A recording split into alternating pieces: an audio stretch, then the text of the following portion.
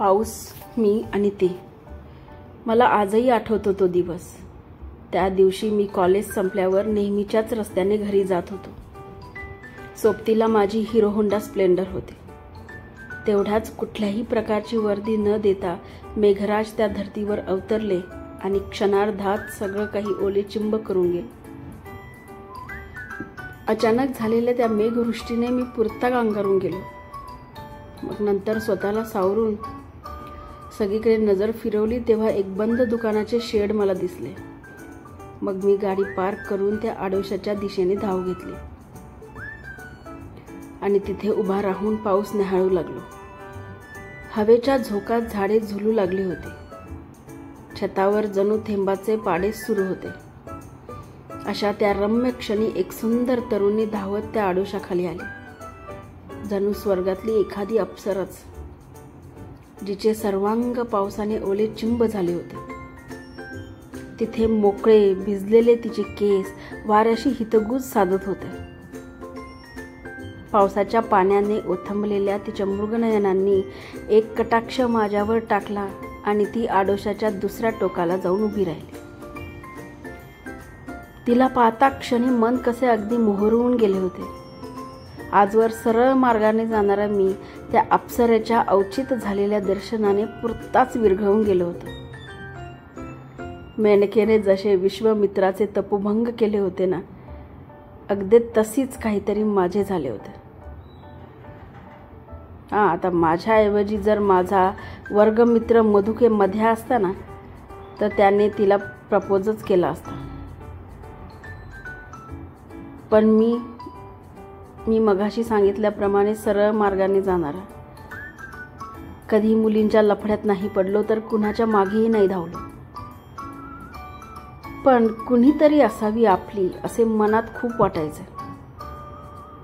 आज या मेनकेला पाहिल्यावर मनाने ठरवले की बाद झाले आता इथे तिथे फिरणे. विचार तिला, एकदाचे नाही तरी हाती आलेले यश पुन्हा दूर जाईल. मध्येच विचार डगमगला. पण मी मनाला सावरले. काहीही झाले तरी ह्या बाबतीत मी 100% धवल यश प्राप्त करणारच. असे म्हणतात की अपयश ही यशाची पहिली पायरी असते. याआधी मी बरेच अपयश पचवलेत, पण मनातल्या मनात. तुम्ही समजलात नाही. अहो, माझ्यासारख्या सरळ मार्गी माणसाला कुठून येणार एवढी हिंमत की आवडेल तिला थेट जाऊन विचारायचं आणि प्रपोज करायचं. म्हणून तर मनातला विचार मनातच राहायचा आणि तिला घेऊन दुसराच कुणीतरी जायचं. पण मी आज माघार घेणार नव्हतो. मी एक नजर बाहेर पडणाऱ्या पावसावर टाकली आणि हिंमत एकवटून तिच्या दिशेने पाहिले. बराच वेळ माझ्या मनस्थितीशी अज्ञ असलेली ती छतावरून ओघळणाऱ्या थेंबांशी खेळता खेळता काहीतरी गुणगुणत होती. अखेर तिची नजर माझ्या नजरेला भिडली. मनातले भाव नजरेला कळले. परी ओठांनी मौन का धरले हे चुमकत नव्हते. प्रेम हे असेच असते, एखाद्या मुक्या वादळासारखे. मनाची होती हिंमत, पण पावले पडत नव्हते. एक भिंत वाऱ्याची मजला अडवत होती. आयुष्यातील ते अवर्णनीय क्षण कधीच संपू नये असे वाटत होते. पण थांबेल ती वेळ कसली. अखेर नेहमीप्रमाणे वेळ नजरेशी नजर भिडण्यातच गेला. मग पावसानेही अलगद रामराम केला आणि मेघ ओसरताच तिची लगबग सुरू झाली. तिने एक नजर माझ्या नजरेला भिडवली आणि आडोशातून काढता पाय घेत ती वाटेला लागली.